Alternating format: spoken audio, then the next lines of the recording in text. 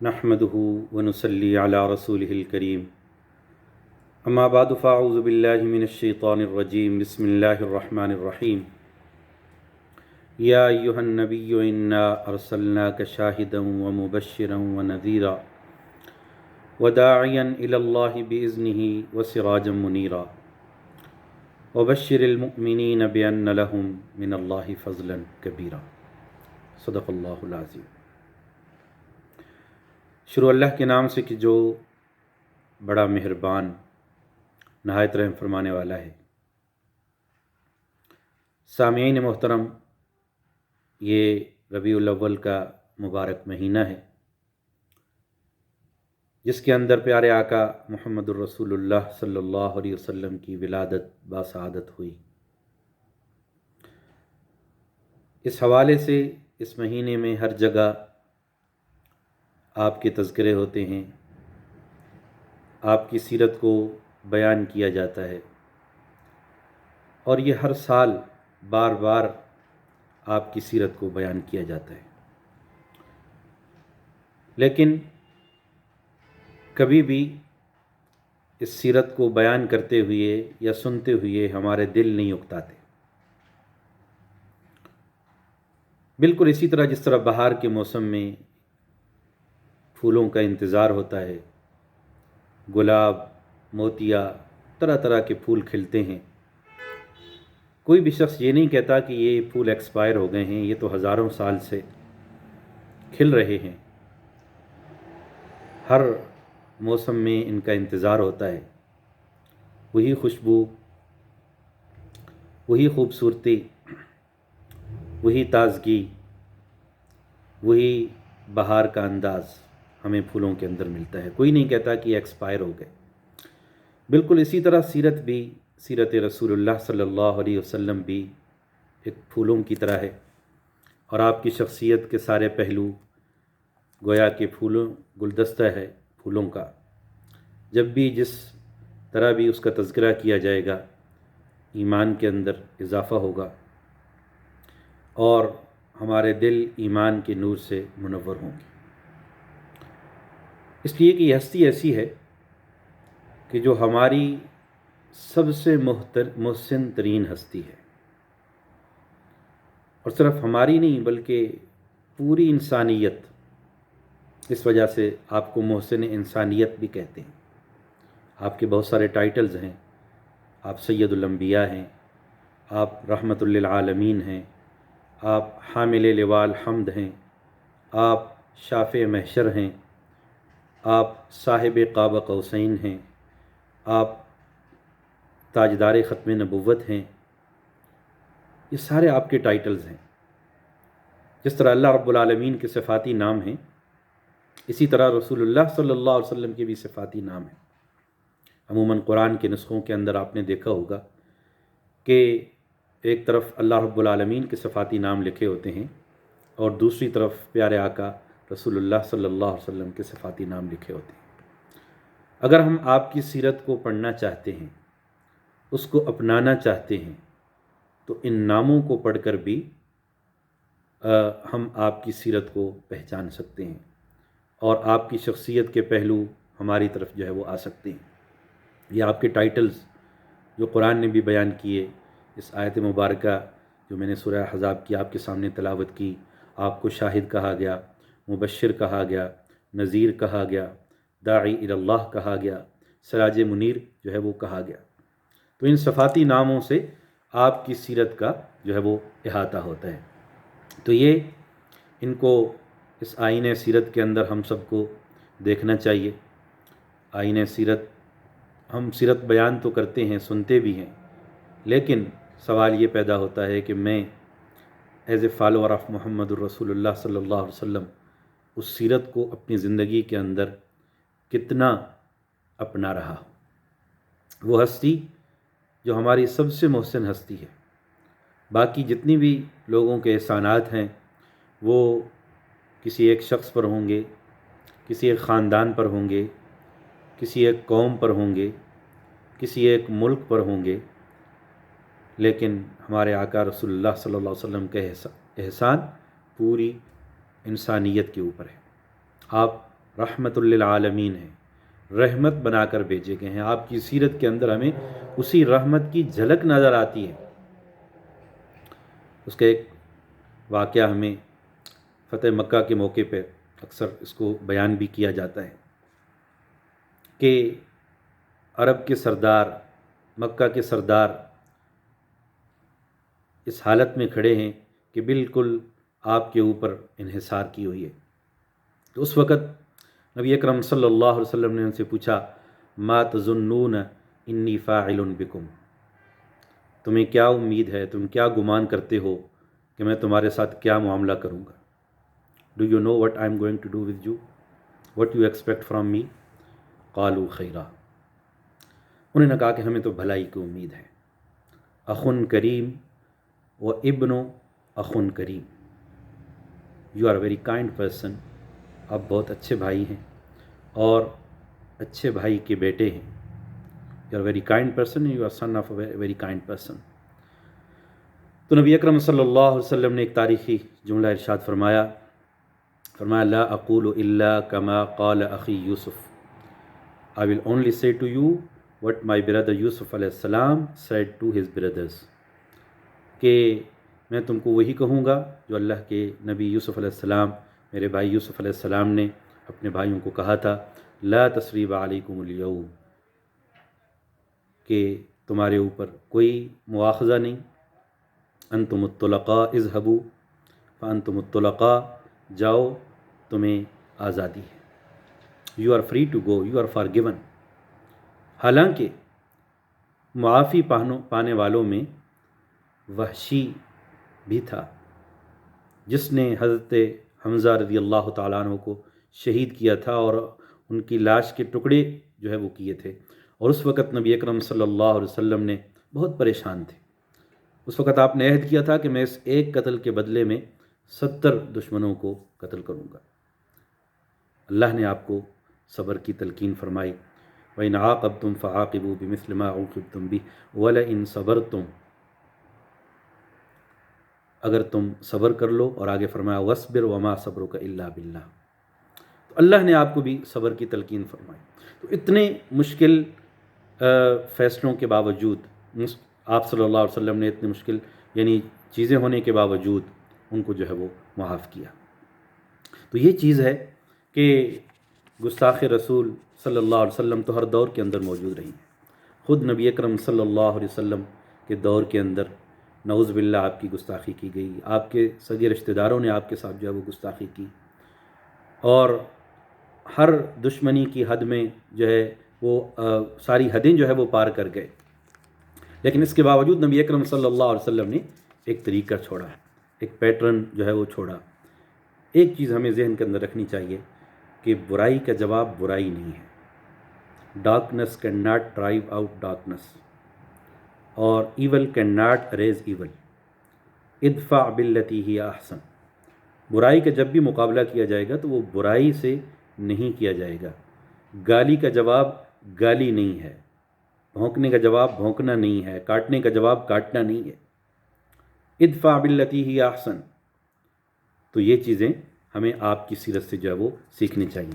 تو یہ تذکرہ نبی اکرم صلی اللہ علیہ وسلم کا، جو میں نے کہا نا محسن انسانیت تھے، جن کی سیرت کو اللہ نے، اگر کوئی پوچھے کہ اللہ رب العالمین نے آپ کی سیرت کو کیا بیان فرمایا اور قرآن شان رسالت میں کیا کہتا ہے، تو میں ایک ہی آیت جو ہے وہ میرے ذہن کے اندر جو ہے وہ آتی ہے، فَلَنُوَلِّيَنَّكَ قِبْلَةً تَرْضَاهَا۔ اتنی بڑی بات شان رسالت کے اندر اللہ رب العالمین نے ارشاد فرمائی کہ جس میں آپ کی خوشی ہے رسول صلی اللہ علیہ وسلم، اس میں ہم راضی۔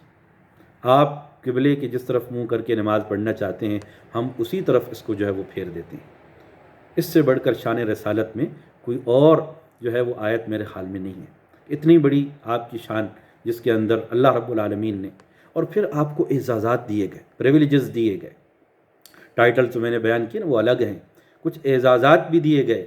وَمَا فُضِّلْتُ عَلَى الْأَنْبِيَاءِ بِسِتٍّ، کہ مجھے انبیاء علیہ السلام پر 6 باتوں کے ساتھ فضیلت دی گئی۔ I have been given privileges over other prophets by 6 things۔ وَمَا أُوتِيتُ جَوَامِعَ الْكَلِمِ نُصِرْتُ بِالرُّعْبِ وَحِلَّتْ لِيَ الْغَنَائِمُ جعلت لی الارض مسجدا وطہورا وارسلت الی الخلق کافہ وختم بی النبیون۔ یہ آپ کے اعزازات تھے، پریولیجز تھے۔ پچھلی امتوں کو یہ کنسیشنز نہیں دی گئی۔ فرمایا صفوفنا کصفوف الملائکہ، ہماری صفیں ایسے ہوتی ہیں جیسے فرشتوں کی جو ہے وہ صفیں ہوتی ہیں۔ باقی انبیاء علیہم السلام دنیا سے گئے تو ان کے معجزات بھی ساتھ ختم ہو گئے، اس لیے کہ ان کی نبوت ختم ہو گئی۔ سلیمان علیہ السلام گئے، ان کا تخت بھی گیا۔ موسیٰ علیہ السلام گئے، ان کی لاٹھی بھی گئی۔ عیسیٰ علیہ السلام گئے، ان کے معجزات بھی ساتھ ختم ہو گئے۔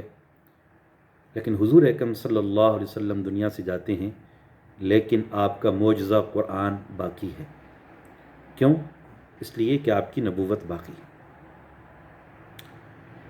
قرآن مجید کے اندر اللہ کی محبت کا، اللہ کے قرب حاصل کرنے کا نسخہ بیان کیا گیا، جو دراصل اسی گویا کہ سیرت کی ہی تشریح ہے۔ قل ان کنتم تحبون اللہ فاتبعونی یحببکم اللہ ویغفر لکم ذنوبکم واللہ غفور الرحیم، کہ اگر اللہ کی محبت چاہتے ہو تو میری یعنی رسول کی پیروی کرو۔ If you want to love Allah then follow me, follow the Prophet Muhammad صلی اللہ علیہ وسلم۔ اللہ کا قرب حاصل کرنے کے لیے تمہیں غاروں میں جانے کی ضرورت نہیں، جنگلوں میں اور صحراؤں میں جانے کی ضرورت نہیں، ایک ٹانگ پر کھڑا ہونے کی ضرورت نہیں، مشقتیں اور جسم کو تکلیف دینے کی ضرورت نہیں۔ ایک ہی طریقہ ہے، رسول اللہ صلی اللہ علیہ وسلم کی پیروی۔ اور جتنا بھی ہمارا دین ہے اس کی بنیاد دو چیزوں پر ہے۔ یہ دو چیزیں نہیں ہیں، سارا عمل بیکار، چاہے کتنا بھی بڑا عمل کیوں نہ ہو، اگر وہ ان دو کرائٹیریے پر پورا نہیں اترتا وہ عمل ردی کی ٹوکری میں ہے۔ کون سی دو شرائط؟ ایک یہ ہے کہ اس کے اندر اخلاص ہو، للہیت ہو، وہ عمل اللہ کی رضا کے لیے کیا جائے، اور دوسرا رسول اللہ صلی اللہ علیہ وسلم کی سنت اور طریقے کے مطابق کیا جائے۔ آپ صلی اللہ علیہ وسلم نے جو پیٹرن چھوڑا، جو سنتیں چھوڑیں، وہ ہمارے لیے بہت بڑا ایک نمونہ ہیں جس کو ہمیں فالو کرنا چاہیے۔ اس کے اندر یہ چیزیں ہیں کہ کچھ چیزیں آپ نے اس وقت کے دور کی مناسبت سے آپ نے اپنائی۔ مثلا جو سواری اس وقت میسر تھی آپ نے وہ سواری استعمال کی، جو غذا اس وقت میسر تھی آپ نے وہ استعمال کی، جو پھل وہاں پہ اویلیبل تھے وہ آپ نے کھائے، اس وقت علاج کی جو سہولتیں میسر تھیں ان کو استعمال کیا۔ تو اب ہم یہ نہیں کہہ سکتے کہ چونکہ آپ نے اونٹ پر سواری کی تو ہمیں بھی اونٹ پر ہی سواری کرنی چاہیے ورنہ یہ سنت کے خلاف ہوگا۔ تو یہ سنت کا مفہوم ٹھیک نہیں ہے۔ اصل جو چیز ہے، جو آپ نے معیار چھوڑا، جو دین چھوڑا، کچھ چیزیں آپ نے دنیا کے معاملات کے حوالے سے اوپن چھوڑ دی ہیں، ان میں ریسٹرکٹ جو ہے وہ نہیں کیا۔ انما انا بشر مثلکم اذا امرتکم عن دینکم فخذوہ، اور اس کے اندر کچھ چیزیں انتم اعلم بامور دنیاکم، تو کچھ چیزیں آپ نے مثلا علاج ہے، تو آج علاج کی جو ٹریٹمنٹ آج کل اویلیبل ہے اس دور میں نہیں تھی۔ اگر آج ہم اس کو اختیار کرتے ہیں تو یہ سنت کے خلاف نہیں ہے۔ آج کپڑے کی جو ویرائٹی اویلیبل ہے اس دور میں نہیں تھی، آج اگر ہم اس کو استعمال کرتے ہیں تو یہ سنت کے خلاف نہیں ہے۔ آج جو سواری میسر ہے اس دور میں میسر نہیں تھی، تو اگر ہم اس سواری کو استعمال کرتے ہیں تو یہ سنت کے خلاف نہیں ہے۔ تو اصل جو سنت کا کرائٹیریا ہے اس کو پڑھنا چاہیے، سمجھنا چاہیے۔ آپ نے جن چیزوں میں ہمیں تاکید فرمائی، کچھ چیزوں میں وجہ ظاہر ہے کہ ہونا چاہیے کہ کیا اس کا ثبوت ملتا ہے۔ نبی اکرم صلی اللہ علیہ وسلم نے کیا، خلفائے راشدین نے کیا، صحابہ کرام جنہوں نے اپنی آنکھوں سے آپ کے اعمال کو دیکھا، کیا ان کی سیرت میں کوئی نمونہ جو ہے وہ ملتا ہے؟ تو اس کی کوئی وجہ ہونی چاہیے، تب وہ دینی عمل جو ہے وہ قرار پائے گا۔ کچھ چیزوں کی آپ نے تعداد ریسٹرکٹ کر دی۔ فجر کی 2 سنتیں ہیں، اگر میں 3 پڑھوں گا 2 بھی قبول نہیں ہوں گی۔ مغرب کے 3 فرض ہیں، اگر میں 4 پڑھوں گا وہ 3 بھی قبول نہیں ہوں گے، تعداد اس کو متعین کر دیا۔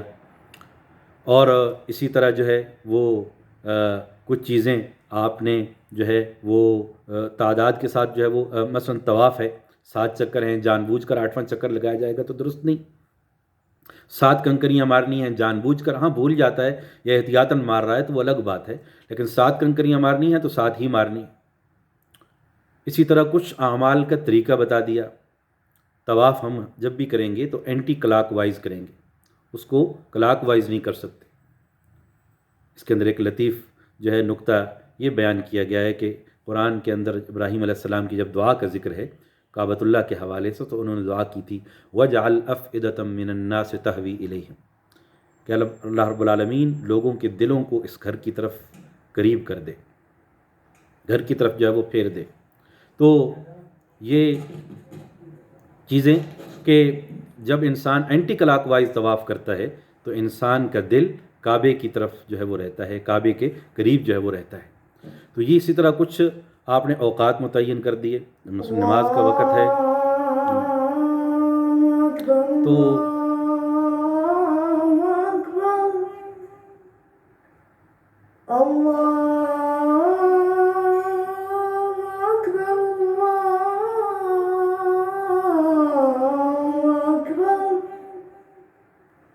أشهد أن لا إله إلا الله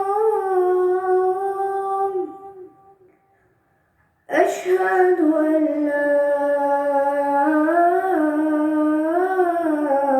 إله إلا الله أشهد أن محمدا رسول الله أشهد أن محمدا رسول الله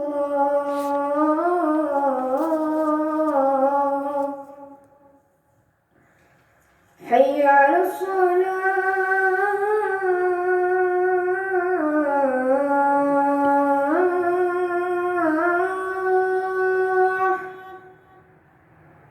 حي على الصلاة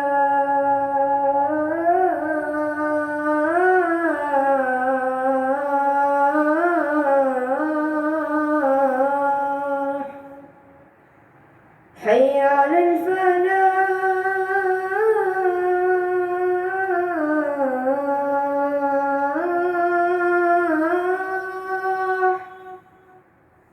حي على الفلاح.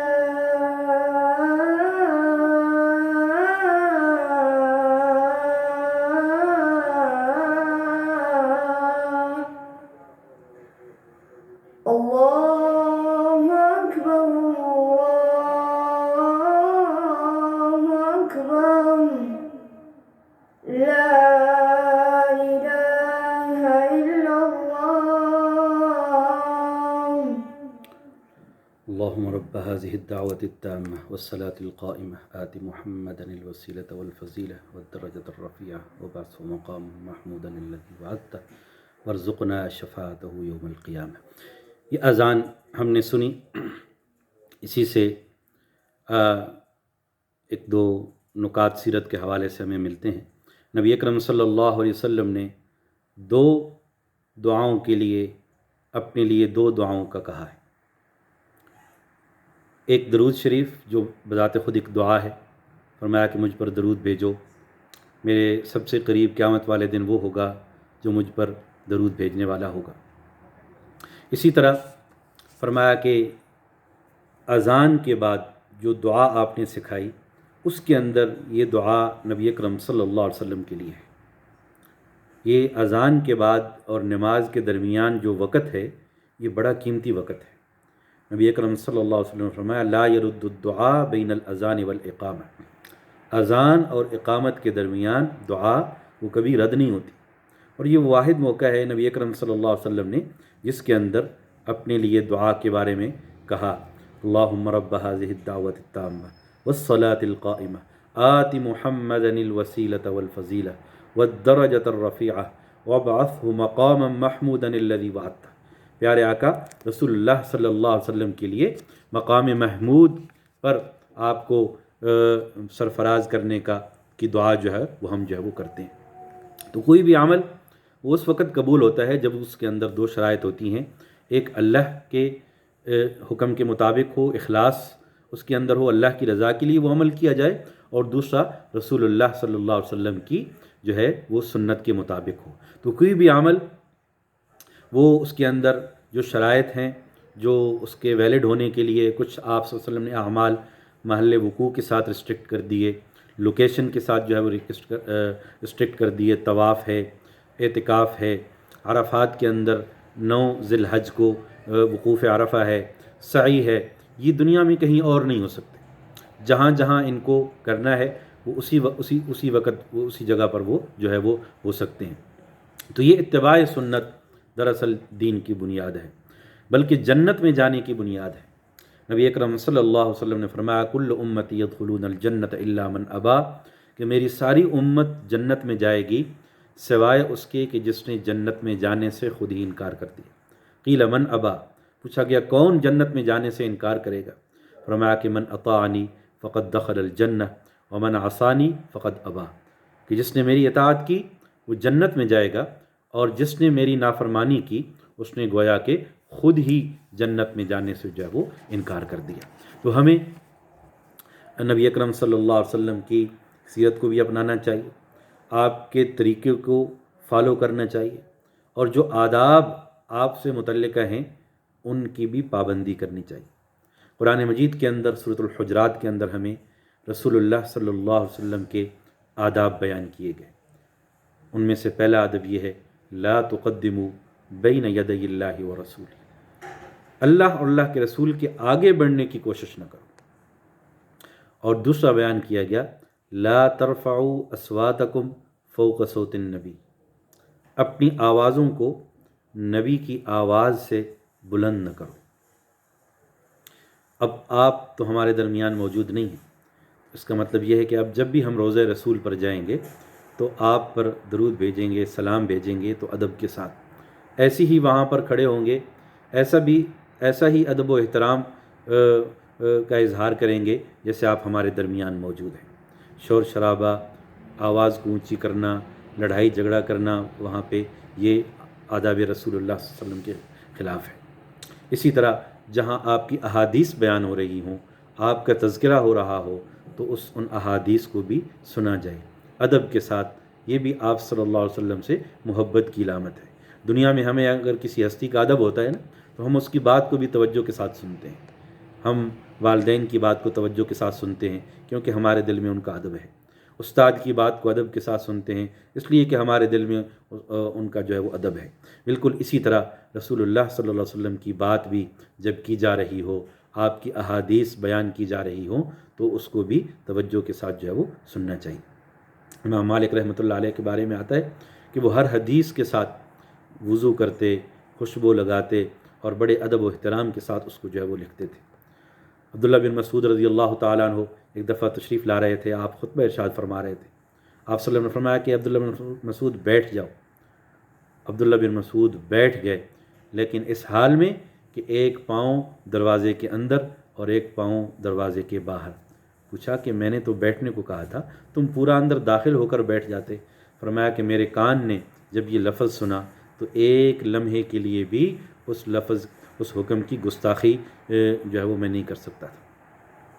تو یہ چیز ہے کہ ہمیں بھی اس سیرت کو اپنانا چاہیے، اس ہستی کو جو ہماری محسن ہے، جس کی ذریعے سے ہمیں ایمان ملا، جس کے ذریعے سے ہمیں اللہ کا قرب جو ہے وہ نصیب ہوا، جو ہمیں تمام دنیا میں موجود تمام چیزوں سے زیادہ پسندیدہ ہے۔ We do love Prophet Muhammad sallallahu alaihi wasallam more than our children. We do love Prophet Muhammad sallallahu alaihi wasallam more than our parents. We do love Prophet Muhammad sallallahu alaihi wasallam more than ourselves.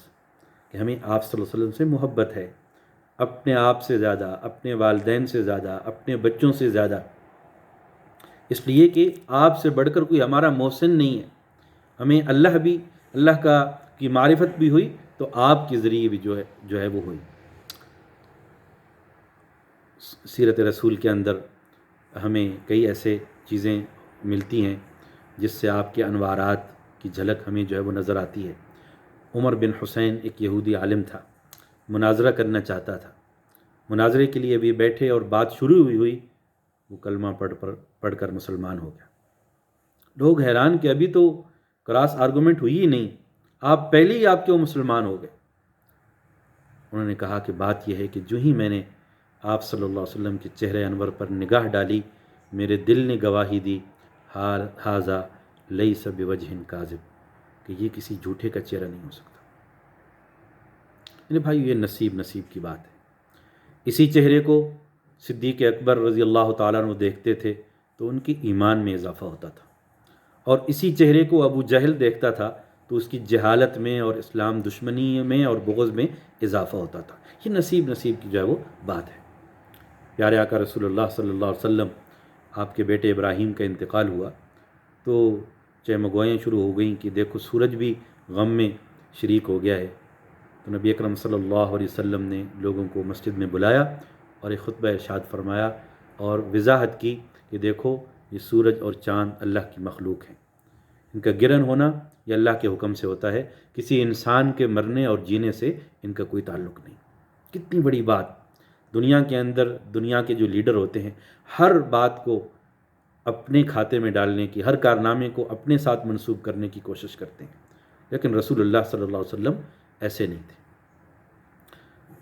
ایک دن حضرت بلال رضی اللہ تعالیٰ عنہ کو فرماتے ہیں کہ کیا وجہ ہے کہ تم کون سا ایسا عمل کرتے ہو کہ میں نے جنت کے اندر تمہارے قدموں کی آواز کو سنا ہے۔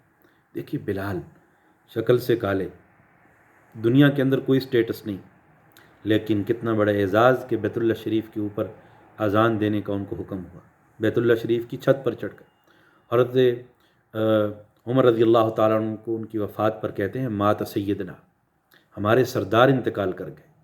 حضرت عمر رضی اللہ تعالیٰ عنہ اس وقت 22 لاکھ مربع میل کے حکمران تھے۔ تو یہ اتنا بڑا مقام اور مرتبہ جو یتیموں کو ملا، بے سہارا لوگوں کو ملا، دنیا کے اندر جن کی کوئی ویلیو نہیں تھی، آپ نے ان کو اٹھایا۔ تو آپ کا اپنا مرتبہ، حالانکہ دشمن تانا دیتے تھے کہ کوئی آپ کا نام لینے والا نہیں ہوگا، لیکن اللہ رب العالمین نے گارنٹی دی وَرَفَعْنَا لَكَ ذِكْرَكَ وی ول ایلیویٹ یور رینک، ہم تمہارے ذکر کو بلند کر دیں گے، ہم تمہارے مقام کو بلند کر دیں گے۔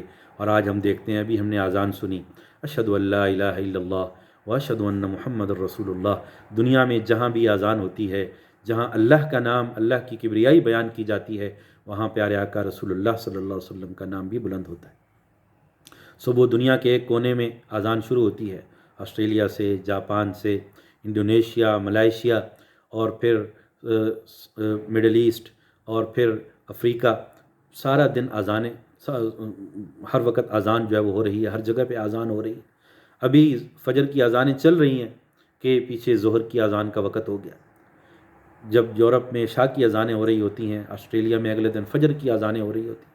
ہر وقت کہیں نہ کہیں راؤنڈ دا کلاک اللہ کے رسول صلی اللہ علیہ وسلم کا نام بلند ہو رہا ہے۔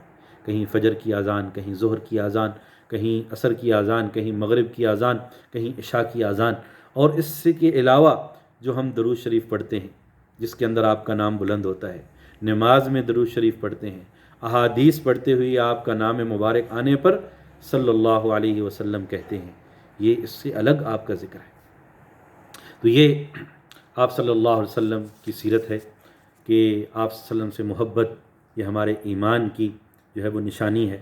حضرت ابو محذورہ رضی اللہ تعالیٰ عنہ، ان کے سر پر ایک دفعہ حضور اکرم صلی اللہ علیہ وسلم نے ہاتھ پھیرا، انہوں نے وہ بال ساری عمر نہیں کٹوائے، کہ یہ وہ بال ہیں کہ جن پر رسول اللہ صلی اللہ علیہ وسلم نے اپنا دست شفقت جو ہے وہ رکھا تھا۔ اور صلح حدیبیہ کے موقع پہ قریش نے عروہ بن مسعود کو حالات کا جائزہ لینے کے لیے بھیجا کہ دیکھ کر آؤ کہ وہاں کیا حالات ہیں، کیسا ماحول ہے، کہ ہم کیسے مقابلہ کر سکتے ہیں۔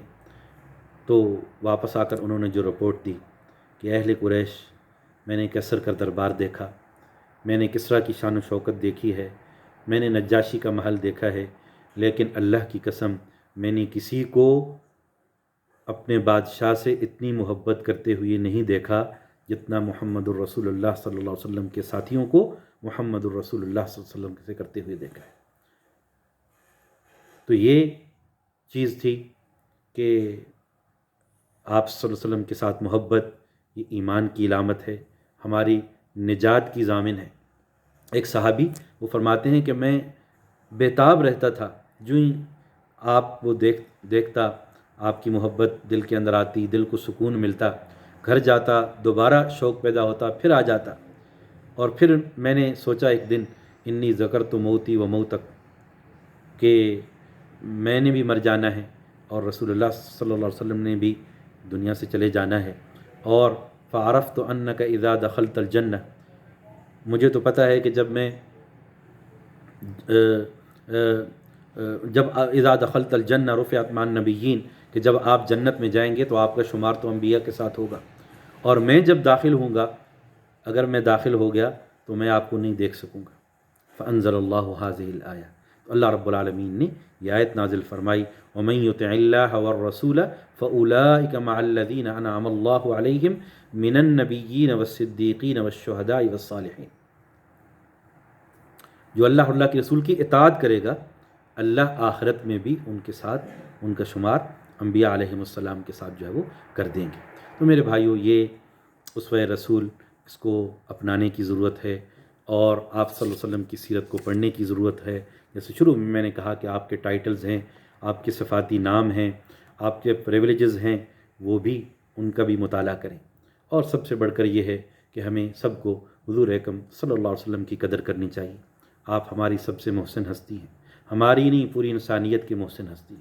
ہمیں اللہ کا شکر ادا کرنا چاہیے کہ اس نے ہمیں آپ صلی اللہ علیہ وسلم کی امت میں سے بنایا، اور ہمیں شکر ادا کرنا چاہیے کہ آپ صلی اللہ علیہ وسلم ہمارے لیے نجات کا ذریعہ بن کر آئے، جنہوں نے انسانیت کو تباہی سے بچایا۔ ہمیں آپ صلی اللہ علیہ وسلم کی اسوہ حسنہ کی پیروی کرنی چاہیے، آپ کی اتباع کرنی چاہیے، آپ کی سنتوں پر عمل کرنا چاہیے۔ اللہ رب العالمین سے دعا ہے کہ اللہ تعالی ہم سب کو پیارے آقا رسول اللہ صلی اللہ علیہ وسلم کا سچا امتی بننے کی توفیق عطا فرمائے۔ میں آخر میں پھر وہی دعا جو نبی اکرم صلی اللہ علیہ وسلم نے اذان کے بعد، اور اتفاقاً ابھی اذان کے بعد اور نماز سے پہلے کا وقت ہے، میں دوبارہ اس کو دہراتا ہوں، اللہم رب هذه الدعوة التامة والصلاة القائمة آت محمدا الوسيلة والفضيلة والدرجة الرفيعة وابعثه مقاما محمودا الذي وعدته وارزقنا شفاعته يوم القيامة، وآخر دعوانا ان الحمد للہ رب العالمین۔